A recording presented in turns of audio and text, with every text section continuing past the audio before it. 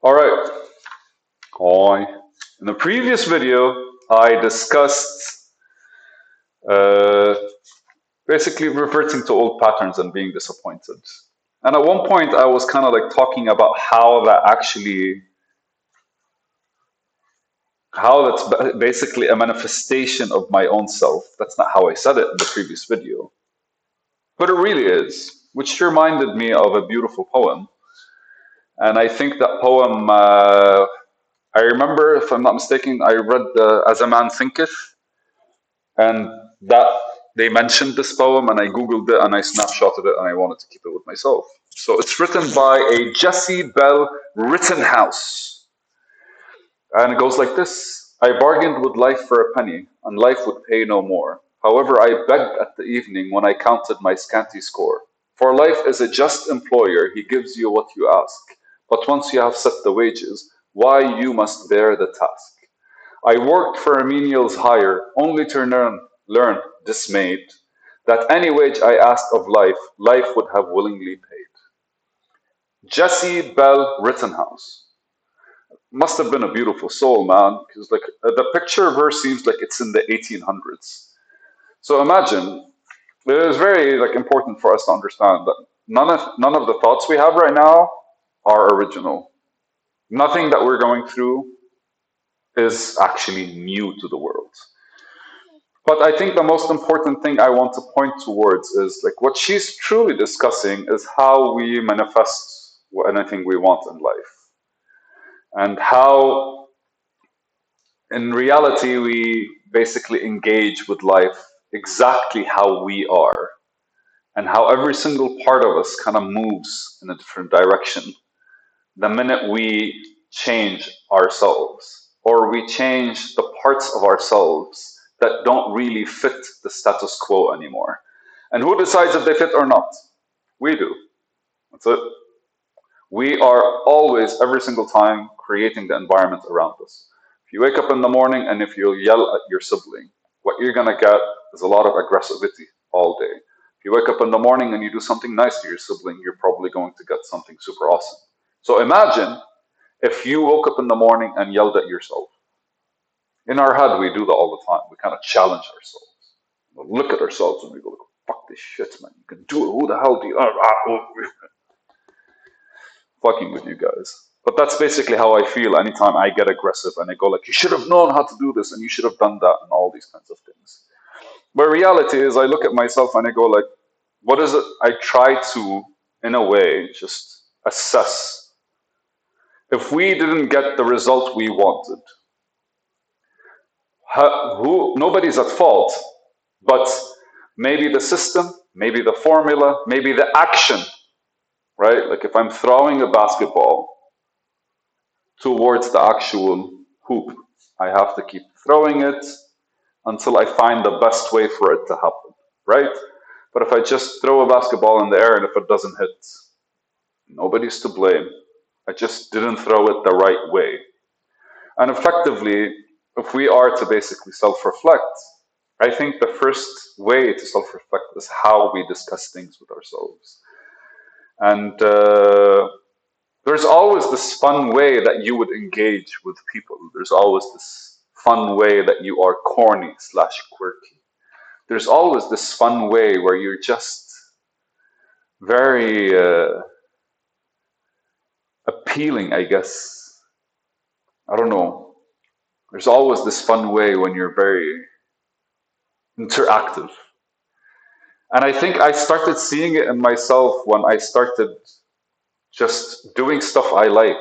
Like back when I was in Liberia, I started kind of like anytime I'm going on a mission to do something or going onto a farm, I'd start kind of like being a lot cuter when it comes to like the trees, the plants, and how we're digging. And I'd start asking a lot more questions. And I feel we don't do that with ourselves. I think partially because a lot of the time we kind of like we forget that our interaction with the world is completely different than how we are. And we were molded by this world. So when the time comes for us to create our own reality, the only way we know how to create it is the way we were taught. And so everything that's pushed on us is really not our fault and not its fault. Carl Jung has a quote which I fucking love. It also started changing my mind, changing how my mind works and operates. And the thought is like this: to the many, that life happens unto them, but to the few, they happen unto life. It got me thinking, because ultimately, the more I am with myself and I'm understanding how to present myself, what effectively happens, everything around me as life starts changing, because I am the strength, I am the fluidity, I am the flow that's moving outwards instead of life as a flow moving inwards. Well, the reason I started this is because we can call it karma, we can call it manifestation, we can call it understanding, we can call it love. But every single thing about us is genuinely what the world wanted. The day we came to this world, the day we saw life, is the day we started the day life kind of like gave birth to us. So you didn't come into this world. And Alan Watts, I don't know if anyone knows him, but Alan Watts discusses that we don't come into this world, we come out of this world. We are literally the evolution of about 4 billion years of planet Earth. When life started showing up on planet Earth a couple of billion years ago, 600 million years ago, we split from the actual, from mycelium. 150 years ago, we split from sea mammals. And for about 300, 400,000 years ago, I think we split from like some, I don't know, we became who we are right now, Homo erectus or Homo habilis, something.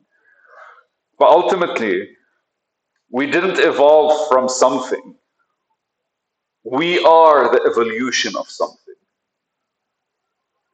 And whoever you are right now, even though most of the time we're looking at ourselves and we're kind of like just in our own worlds, we really should be able to give more credit to life, to our life, to how we exist in this planet.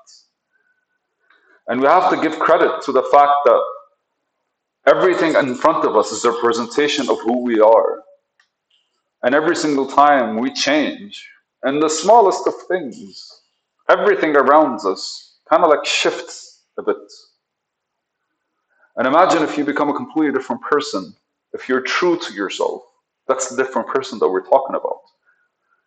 If you're not influenced really by the things that bother you, you could be influenced by a lot of stuff you don't care about. It's fine. There's a billion, gazillion things that in this world that are around you without us noticing. But at least the stuff that we kind of like, I don't want it. If we're able to allow ourselves to just slowly get to know ourselves a bit more every single day, get to understand why we say no to stuff and why we say yes to stuff. Get to know why, when we decide we want something, we really want it, versus when we decide we don't want something, we completely don't want it. Get to know why we get convinced every once in a while. Get to know why we want a bit more attention every once in a while. The whys of things, of us, the why of us. Why is it that we ... question mark.